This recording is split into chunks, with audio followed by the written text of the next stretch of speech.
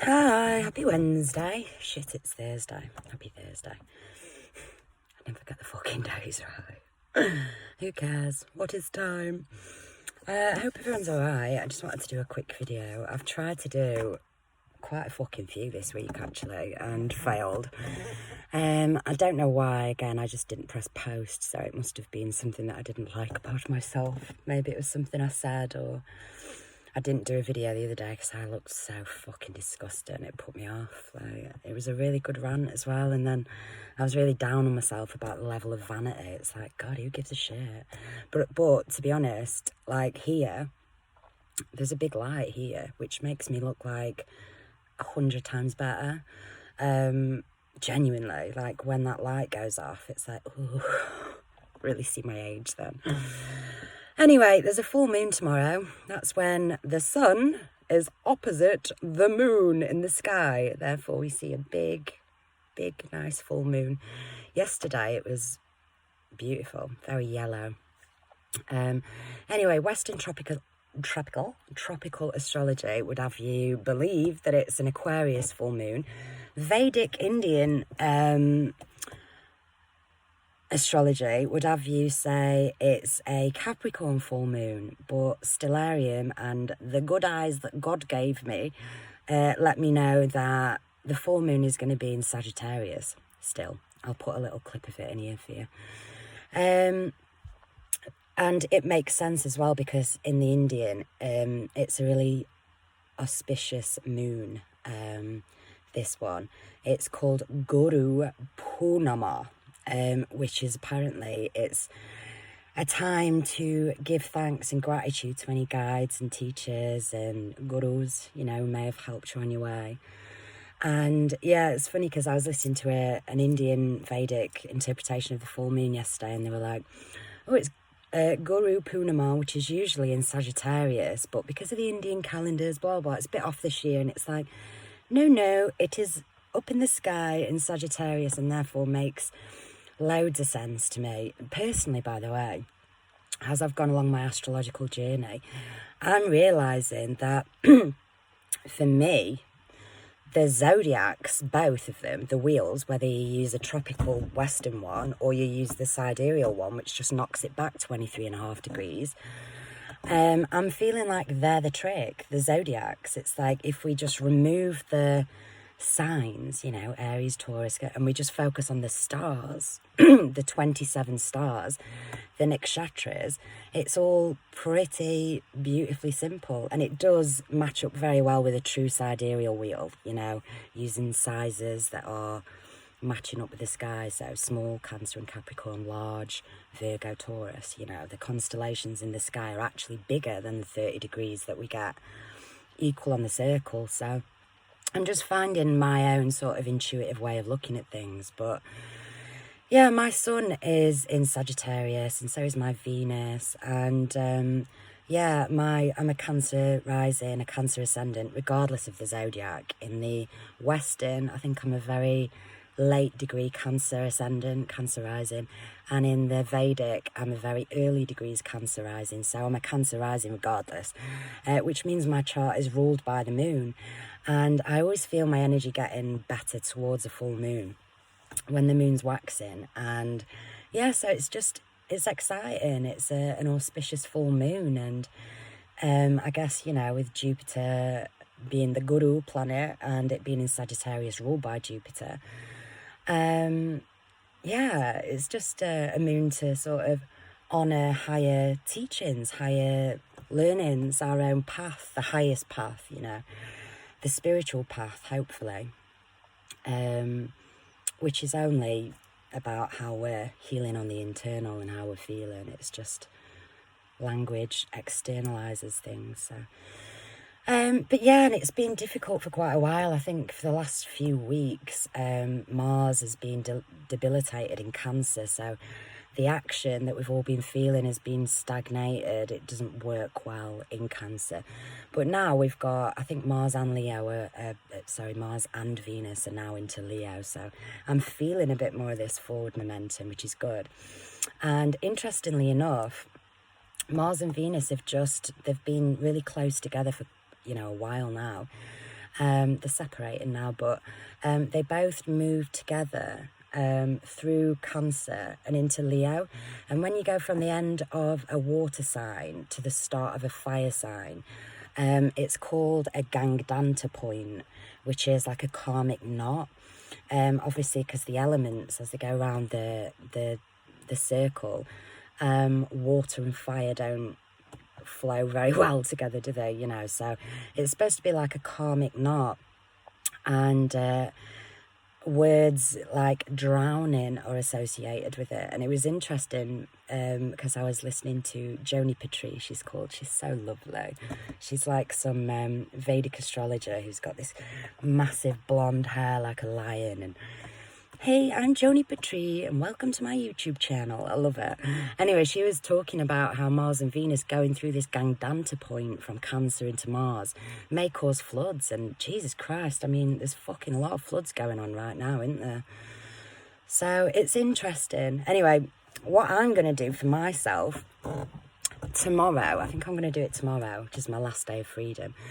I'm going to start another couple of channels.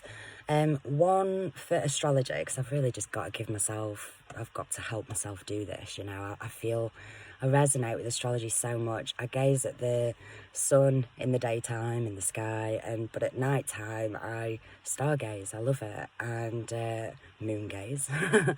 But it's incredible. It's definitely within my DNA, and I know I'm on the right path. And this full moon is about guidance towards the right path, and I just feel like this is it. So yeah, and why it's so exciting for me and what I want to do on my channel is focus more on these nakshatras. Like I said, get rid of the Western or freaking Eastern zodiacs, and let's just look at the stars and what do the stars mean. And so within each sign, there are, in the Vedic, where everything's equal, 2.5 nakshatras per sign. So, you know, like, you'll be like, maybe there's 5 different Capricorns sat in a room, and they're all slightly different, and obviously the rest of the chart would be why, because not everyone has the same planets in the same bloody signs or houses. But if we're just going on a sun sign, you know, there's 5 Capricorns, but where their sun was within the sign of Capricorn makes a big difference. It's all a journey that flows around. And the nakshatras tell us about this by using the stars to signify. So what I want to do, basically, is remove the zodiacs and stick with the stars. So, yeah, it's exciting. Anyway, so Uttara Ashada, which is the nakshatra where the full moon will be, which is the last bit of Sagittarius and the start of Capricorn. So it's the right nakshatra. It's just not, you know, it's not right where it is in the sky. I like to have some kind of other truth, you know, that I can see. I can see it's up there in Sagittarius, you know. But anyway, the star that's associated with this particular nakshatra, Uttara Ashada, which means latter victory, and Purva Ashada means early victory. Again, it's all just about justice, truth, and honour, you know, and I love that sort of, yeah, that righteousness. I feel that within me. I know it pisses people off sometimes, but, so yeah, yeah, that Uttara Ashada, the latter victory, the star associated with that is Vega, and apparently that's called the universal truth, the universal star, the star of karma and righteous justice. So I'm like, oh, yeah, feels good to know. So I'm excited. I'm looking forward to that, and I'm gonna give thanks now here to anyone who's helped guide me through. And there's so many of you. One that comes to, well, my two friends, MJ from All to Love, who's been a friend and a guide for a few years now, and I'm super grateful for her. She's also brought me a lot of work in for my paintings through her own, you know, through her own beautifulness. You know, she's brought me work, and it's just incredible. So I want to pay honour and thanks to MJ, and also to Scott, who's my friend from afar, who I trust more than so many people that I've met in the physical. And yeah, and who's guided me and kept me feeling loved and secure from afar. Oh, I've nearly upset myself. Thank you, guys. Poor me. Right, anyway, get over that. So I'm going to do an astrology channel, and I'm also going to have a backup channel because I think this one's going to get removed. What I realised the other day is that I think it's called shadow banned, where your comments don't show up on someone else's stuff. And I realised this when Mark did a video last week, you know, my lovely Mark, and all his videos have been getting taken down. He don't give a shit though. I tried to comment on his video and it wouldn't show up. It showed up on mine, but not on his, you know? So I'm like, oh my God, how fucking dare they block my comments from being shown? And it kind of, you know, makes sense in some other ways, because sometimes I write a comment, not often, and I very, very rarely get a response or a reply. So I'm like, oh, well, why have they banned me from messaging my own boyfriend's fucking video? Like, what the fuck?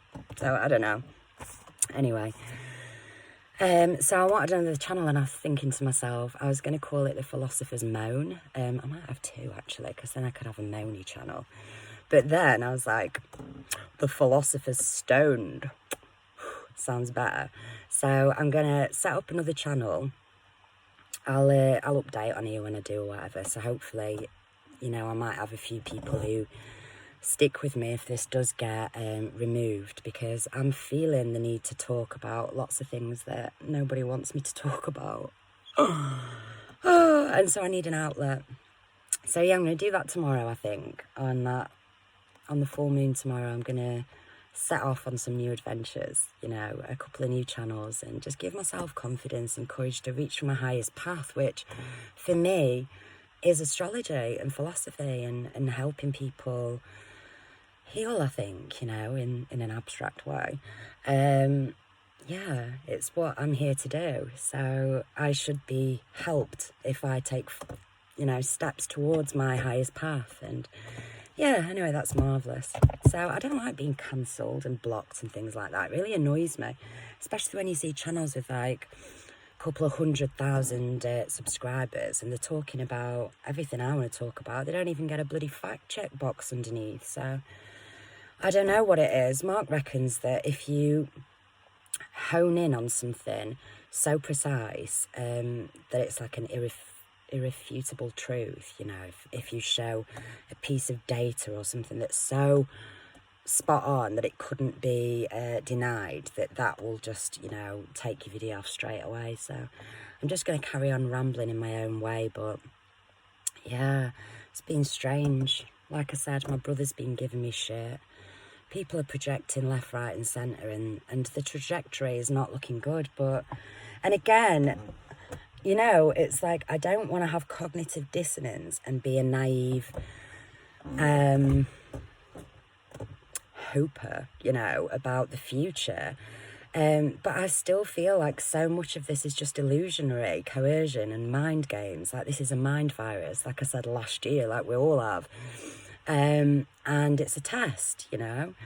And yeah, so like, I just feel supremely confident in my own sovereignty that with my voice alone, I can say, no, thank you. I can decline whatever stupidness someone is trying to get me to participate in. I do not get coerced. I just don't. My whole life I haven't. I am quite thickly individualistic, and it's tough shit, you know, and I'm so glad I am like that. I watched this video yesterday, actually. It was a social experiment to show how most people are sheep, and it was so fucking funny. It was this you know, like a setup thing. They'd set it up, so they'd got in I think it was an optician's waiting room, some actors, you know, and an actress who's playing receptionist, and then this unsuspecting woman comes in, and there's a beep on the tannoy, and everyone stands up out of the chairs. Beep, and she's looking around like, what the fuck? And after the second go, she joins in, stands up, beep. No one says what's going on. There's a room full of people just doing it, and one by one, all these people go and see the doctor or whatever and disappear, and she's still doing it on her own. And then a new guy comes in, who's supposed to be unsuspecting. Beep, she stands up and he looks at her and says, what the fuck are you doing? Well, I didn't swear, but, you know, what are you doing? And she says, everyone else was doing it. I thought I was supposed to do it. So he goes, next time, beep. Then he stands up. More new people come in. And the end of the video, you know, they're all fucking there standing up because she copied someone in the start. No one knows what they're doing. And that is exactly what it's like. This was so obvious to me. Even in March last year with the masks, it's like, do your pants stop a fart? That's all. That's the only comparison you need to know, that masks are useless and therefore must be a sign of, you know, compliance. It's just fucked.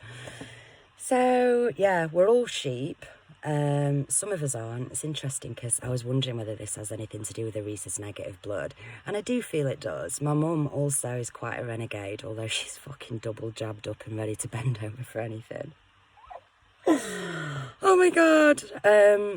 Not like for sex, you know, just to be a good girl and do what's right. But anyway, she told me once that when she was young, she got pulled up on stage at this hypnotist thing. And it didn't work on her. She wasn't under. And I just know that no one could get me fucking under either. I used to watch Darren Brown and be like, pick me, I'll fucking show you that you can't twist my will with your fucking mentalism. That will not work. I feel some whoosh come up over me like, get back, demons. I got free will. Anyway, but yeah, it didn't work on her. But because she's more agreeable than I, she pretended it worked.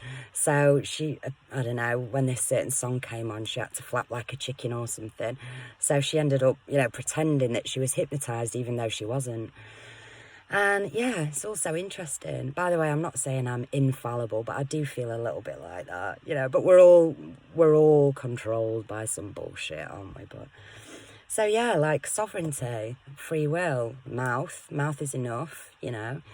And if push comes to shove, it's like, you know, if things really get bad, my mind has gone there to like literally end times apocalypse where like Mark and I are out on the streets like with bats, you know, when we're trying to get food, and you know, that's how bad my mind's gone, and it still kind of brings me a bit of excitement. So I'm fine whether we have a plasma apocalypse, a flood, whether the fake aliens are coming, or whether, you know, they try and pin me down and force vaccinate me. It ain't gonna fucking happen. Oh dear, I'm a sweaty wreck now. I've cheered myself up. But I was thinking about the blood as well, because I was listening to the Britney Spears shit that's going on at the minute about her conservativeship. And I heard her say they were I thought she said 8 gallons of blood a week, but that can't be right, can it? But she was saying they were taking 8 something of blood a week off her. I'm like, why are they taking her blood? They've put something in her so she can't have, you know, she's clearly in some shit. And I just thought to myself, why are they fucking taking her blood? And the reason why I was thinking about this more is because, you know, since people have been getting vaccinated, you're not allowed to donate your vaccinated blood. Good, because it's, from what I've seen anyway, you know, I've seen microscopic images of people's blood after they've had these vaccines. It looks fucked. Like the cells are all coagulated and fucked up. It doesn't look healthy. But the problem then is that there's blood shortage. There's always blood shortage, and they always want their rhesus negative bloods, which is fine, you know. But there's going to be a shortage. I did a video maybe 6 months ago, it might have been longer, I might put it in here actually, when I was conspiring about this. I'd seen this, apparently scientists over the last year have found this new way of converting A or B or AB blood into O blood by using this certain, the fuck is the word? Whatever it is. Shit, what's the word? Enzyme. And it knocks the A and B antigens off it and turns it into O blood. And they called it O negative, but it's synthetic blood. So I was conspiring to myself like, oh, I wonder whether these vaccines or to turn everybody's blood the same, you know, for maybe so it's easier to control, maybe these new pharmaceuticals that everyone's going to be pumped with 3 times a year forevermore, maybe that will be easier. Maybe it's a, you know, a decision so, you know, to save people in the future if there's a shortage of blood. Who knows? But I'm just like, there'll be all sorts of shit going on that we don't know about. Right. And, oh, shit. Fucking hell. This has happened to me twice. I'm just going to carry on in the dark for this last bit. So, yeah, the rhesus negative. Come on, what was making me think about this? Blood shortage, and also the plasma therapy, you know, that they use to treat COVID or some of these other things, the immunoglobulins, they're used, I'm sure they are, I'm gonna have to check this, don't take this as fact, but I think they have donors from rhesus negative males. AB negative is like always what they're after. So it's really interesting. Anyway, all this COVID shit is to do with the blood somehow. I feel like I know it is. And I'm going to get there with my thoughts one day. Now's not the time. Anyway. Oh shit, there was one more thing I wanted to say about the rhesus negative blood. Come on, Maz. Because there's so much misinformation going around. Maybe I'll do that in another video. Right, I'm going. Happy Wednesday, Thursday, bye.